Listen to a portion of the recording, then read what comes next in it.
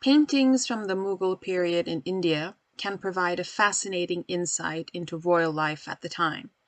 But perhaps more importantly, such works visually articulate notions of kingship. For example, in this painting, we see a nimbus surrounding the Maharana Amar Singh II of Mewar's head, indicating his royal status. Similarly, the dress and jewelry which adorned a ruler and the trappings that surrounded him are works of great intrinsic beauty and worth. Yet more fundamentally, they are symbolic of the power, position, and identity of the ruler. The vision of a king viewed in all his splendor, such as handsome, in good health, bathed, anointed, crowned, bedecked with ornaments, and seated in state, was believed to be auspicious and to please the people. This painting shows Humayun's accession durbar, which is a noble court of a king or ruler, or a formal meeting where the king held all discussions regarding the state.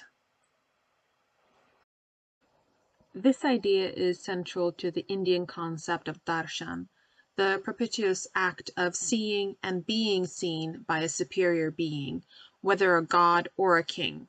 Seated in state, magnificently dressed for durbar, possibly setting out for a royal hunt, the Maharaja starred in grand public spectacles. However extravagant or even baroque, these displays were never frivolous. They were the rituals that kept the royal body politic compelling for its subjects. Such spectacles put an aesthetic experience with strong religious color at the core of public power, the kind of power that continued and continues for the Maharajas long after their de facto political power devolved in British colonial state, and finally dissolved as they ceded their territories to the new governments of India and Pakistan after 1947.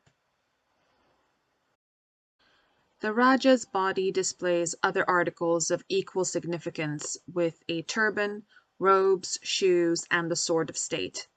From head to foot, his accoutrements speak of royal power, with the bejeweled turban functioning here as a crown, and the act of tying this headdress became a ritual event.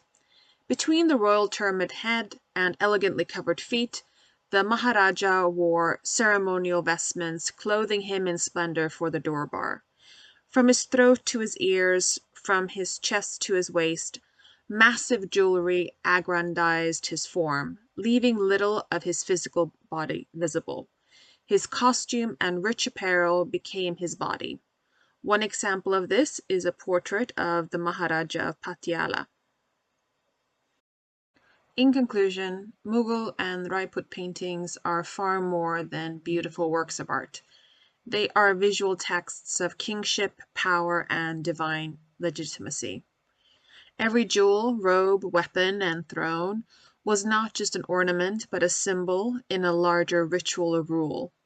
Through darshan, the act of seeing and being seen, the ruler's body became a stage where politics, religion, and aesthetics converged.